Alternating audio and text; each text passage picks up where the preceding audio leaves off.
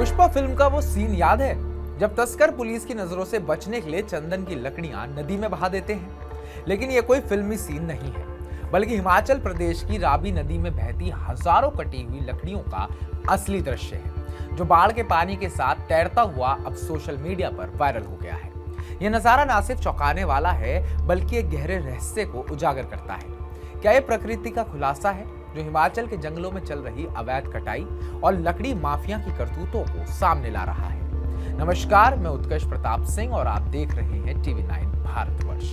अगस्त 2025 की एक सुबह जब हिमाचल प्रदेश भारी बारिश, भूस्खलन और बाढ़ की चपेट में था, चंबा के पास रावी नदी में एक हैरान करने वाला नजारा देखा गया। बाढ़ के तेज बहाव में हजारों कटे हुए पेड़ों के लट्ठे तैर रहे थे, जैसे कोई अनसुलझा रहस्य पानी के साथ बहकर सामने आ गया हो।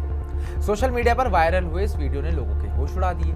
ये कोई साधारण लकड़ियां नहीं थी, ये हरे भरे जंगलों की चीख थी, जो लकड़ी माफिया के लालच की कहानी बयां कर रही थी। लोगों का गुस्सा फूट पड़ा। एक यूजर ने लिखा, ये क्या है, रावी नदी में लकड़ियों का सैलाब?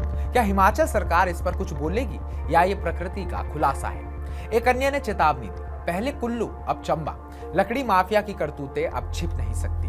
हिमालय का खून बह रहा है और हर साल निर्दोष लोग इसकी कीमत चुका रहे हैं। हिमाचल प्रदेश इस समय प्रकृति के प्रकोप का सामना कर रहा है। भारी बारिश, बादल फटने और भूस्खलन ने राज्य को हिलाकर रख दिया है। 20 जून से अब तक 317 लोग अपनी जान गंवा चुके हैं, जिनमें 164 मौतें बाढ़, भूस्खलन और अन्य बारिश से जुड़ी घटनाओं से हुई। 557 सड़कें, जिनमें 3 राष्ट्रीय राजमार्ग शामिल हैं, मलबे और बाढ़ की चपेट में हैं।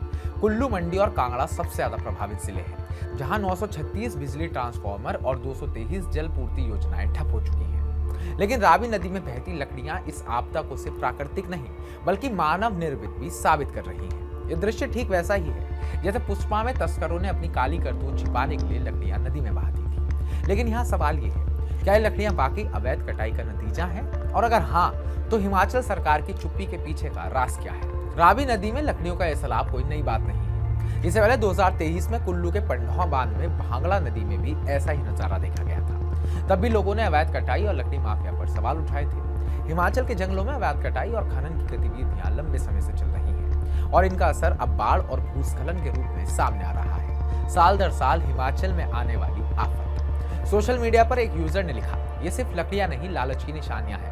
सुप्रीम कोर्ट ने पहले ही चेतावनी दी थी कि अगर हिमाचल में पर्यावरण का ये नुकसान जारी रहा तो ये राज्य नक्शे से गायब हो सकता है।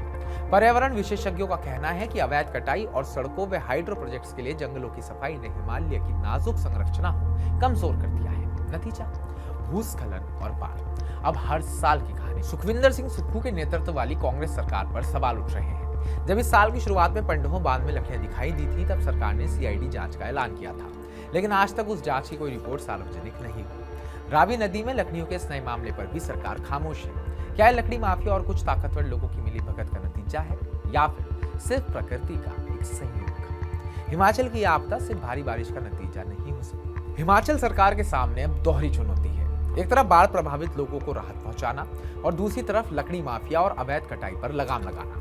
स्थानीय प्रशासन मलबा हटाने, बिजली और पानी की आपूर्ति बहाल करने में जुटा है, लेकिन लगातार बारिश और भूस्खलन इस काम को मुश्किल बना रहे हैं। लोगों की मांग है कि सरकार लकड़ी माफिया के खिलाफ सख्त कार्रवाई करे और जंगलों को बचाने के लिए ठोस कदम उठाए। एक यूजर ने लिखा, हिमालय को बचाओ वरना हम सबकी बारी आएगी। क्या हिमाचल सरकार इस थ्रिलर का क्लाइमैक्स लिखेगी और लकड़ी माफिया को पकड़कर सजा देगी, या फिर यह सिलसिला यूं ही चलता रहेगा? सवाल यह है कि हम हिमालय को कब तक लहूलुहान होने देंगे? आपको क्या लगता है, क्या ये प्रकृति का इंसाफ है या लकड़ी माफिया की चाल?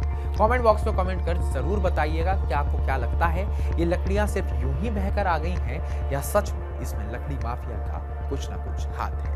बाकी ताजा अपडेट्स पाने के लिए TV9 भारत सब्सक्राइब कीजिए।